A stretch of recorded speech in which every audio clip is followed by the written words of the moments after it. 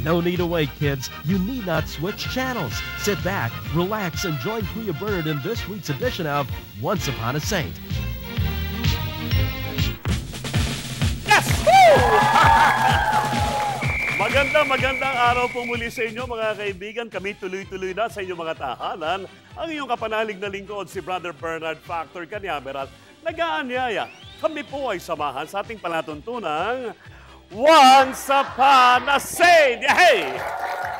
2 dekada na naghahatid ng totoong buhay at pakikipagsapalaran ng mga tunay na superheroes. At sila'y walang iba kung hindi ang mga banal. Alright!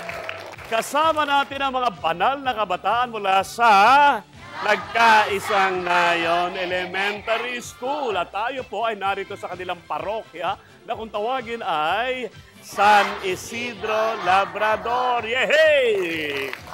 At ito po ay matatagpuan natin dito sa Villanueva Subdivision, Novaliches, Quezon City. Villanueva Subdivision,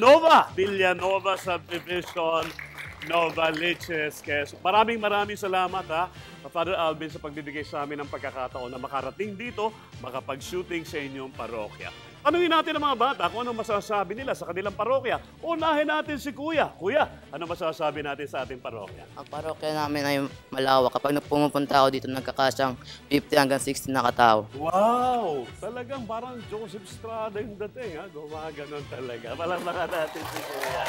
At si ate naman, ano masasabi? Ang aming parokya ay malaki at ito ay bukas para sa lahat ng mananampalataya. Bukas para sa lahat. Hindi sinasarado ang pintuan. Palakpakan natin. Alright. At Kuya, ano masasabi?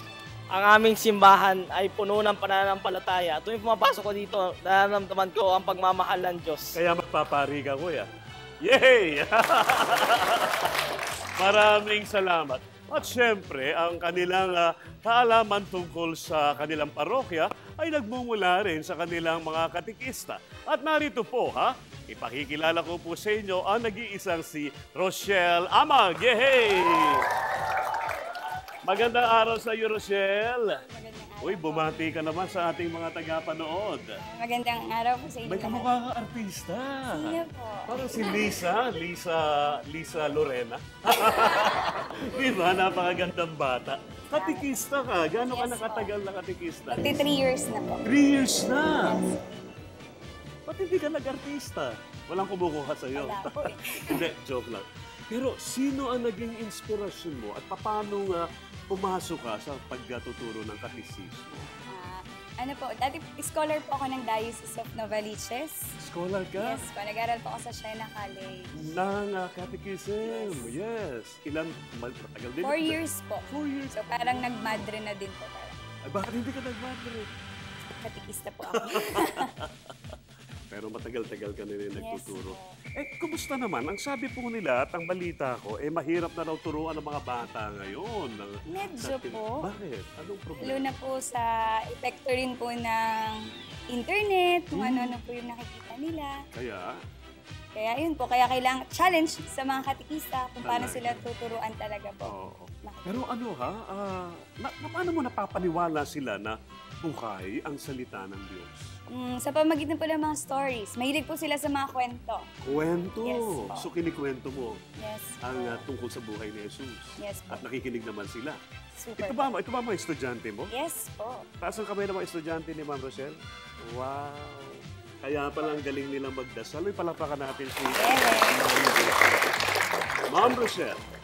Kung kayo bibigyan ng 1 milyon, pagiging katekista, anong pipiliin ninyo? 1 milyon o katekista? Both po. Ay, pagiging katekista po. Kasi 1 milyon palo yun Hindi ko naman Ay, sinabing pera. 1 milyon palo. Hindi, pero nakakatuwa, marami mga bata ang dedicated sa kanilang trabaho. Kahit pa sabihin na hindi ganon o walang kuminsang sweldo. Tama ba ako?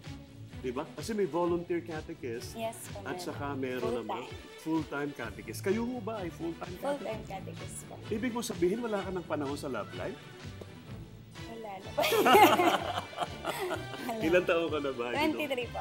23. O, Derek John Rich, 23. Si Derek John Rich, 33 lang. Pero humahanga ako sa isang kagaya mo. Maraming salamat. Sino nga naging inspirasyon mo at paano ka naging katikista? Naging inspirasyon ko po. May kaibigan po ako na katikista din. Alright. Opo. At dati po, nung grade 6 ako, nag-volunteer na po ako. Grade 6 ka na pala. mag-tour. Parang Opo. kagaya nito mga bata. Opo, sa lugar po na. At? Ayun po, masaya. Masaya po na may mga bata na nakikinig sa salita ng Diyos at talagang nakikita mo rin sa kanila na sinasabuhay din po nila. Pwede mo bang itanong sa mga babae? Kasi pwede rin ang lalaki, di ba? Apo, pwede po. Kung sino sa kanila ang gusto maging kagaya mo, katikista. Tanong mo nga sa kanila. Sino gusto maging katulad ni Teacher Rochelle, maging katikista? Ayaw nyo? Ayan na lang. Isa lang. Kawawa naman ang ating simbahan kasi kailangan natin ng maraming katikista. Alam nyo ba mga bata? Oras na kayo ay bininyagan sa inyong pananampalatayang Katoliko, inaasahan sa lahat sa inyo na kayo man ay magiging isa ring tagapaghatid ng mabuting balita ng kaligtasan at yun ay isang gawain ng isang katikista. Gets nyo ba yung mga bata? Tungkulin natin lahat yan. Kaya dapat, pag tinanong ka, gusto mo bang maging katikista? Lahat ay tataas ang kamay. Gusto nyo ba maging katikista? Lahat ay tataas ang kamay. Alright. O, ilan na sila? Lahat. Uy, palakpakan na natin. Teacher Rochelle, baka gusto nyo anyayahan yung iba dyan, ng mga kabataan na maging katikista rin. Go ahead, please. Ayan, so sa mga kabataan po na nanonood, inaanyayahan ko po kayo. Masaya pong maging katikista at kailangan po ng ating simbahan ang mga katulad nyo. Kailangan po ng mga batang ito ang pagmamahal nyo bilang isang katikista. Maraming salamat. Palakpakan na natin. Thank you po. Teacher Rochelle. Thank you. Wow, nakakatuwa si Teacher Rochelle, di ba? Parang iniwan na niya ang kanyang love life. Pero we pray for her, ha? And we pray that there'll be more like Teacher Rochelle. Thank you. O mga bata, handa na ba kayo para sa ikalawang kabanata ng ating kwentong banal? Bueno, eto na, ikalawang kwento ng totoong buhay at pakikipagsapalaran ni Saint Louis de Marillac o Marillac. Alright? Natapos tayo na meron siyang salbahing madrasta na ang pangalan ay talaga nga naman at tunog pa lang ng pangalan, talagang na pinapahirapan ang kanyang buhay. At 12, sino sa inyo ang 12 years old? Taas ang kamay. At 12, kasing edad mo ha, na pinag-iinitan lagi si Luis. Kaunting bagay, sasampalin kaunting bagay. Kaya saan siya kumukuha ng lakas? Sa Diyos. Sino sa inyo ang kumukuha lagi ng lakas sa Diyos? Very good. Na pagka ang kalagayan niya ay nahihirapan siya, magdarasal. Diba? At yun ang naging kanyang kalakasan. Dumating ang panahon na kinakailangan na niyang maghanap ng ibang pagkakataon dahil nga hindi siya kinukonsider na bahagi ng Marillac family. At sumiklab ang digmaan sa Pransya, itong French Revolution na mga panahon na yon. At natakot din siya dahil yung paborito niyang uncle na nagsabi na, kunin mo na lang siya at maging bahagi pero huwag siyang maging pagpagmana, ay namatay si Uncle Michel. At yung isa pa niyang uncle ay nagkasakit. At hindi lamang yan, unti-unting bumababa ang kanilang kayamanan. Ang sabi nung isa sa kanila doon, mabuti pa mag-asawa na lang yan. ang solusyon, mag-asawa na lang daw si Luis. At nagkataon, may isang gwapong lalaki, matipunong lalaki, mayamang lalaki, artistahing lalaki, na dumating sa kanyang buhay. At sila'y nagkasundong magpakasal. Antoine ang pangalan. Hindi Antonieta, kundi Antoine. Anton, kumbaga sa Pilipino. At ayaw man niya, pero bandang huli, pumayag na rin siya. At sila ikinasal sa isang napakagandang simbahan sa Paris. Kaya naman nandoon din ang mga mayayaman at siyempre ang chismis, hindi naman talaga siya Maria. Anyhow, biniyayaan sila ng isang anak. Isinunod niya ang kanyang pangalan ng batang sanggol na lalaki sa kanyang paboritong uncle na ang pangalan ay Michelle. Kaya naman tuwan-tuwa na siya dahil may asawa na siya, may anak pa siya, nagaling din sa mayamang angkan, so parang nasisecure na ang kanyang buhay. Subalit nagkasakit si Anton. At natagpuan na yung kanyang anak na si Michelle ay may special needs. Alam niyo yung special needs?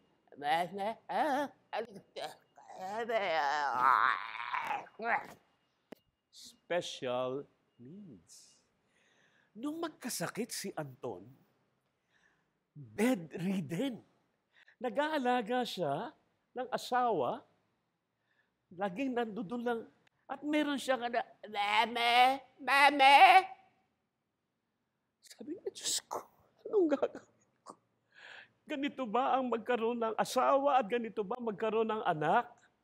Pero, lagi siyang pumupunta sa simbahan. Luis, Father, bakit? Hirap na po, Father. Nagkaroon siya ng Father Confessor.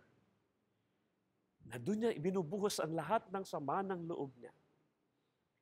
Ang pangalan ng confessor na ito ay si Father Sales.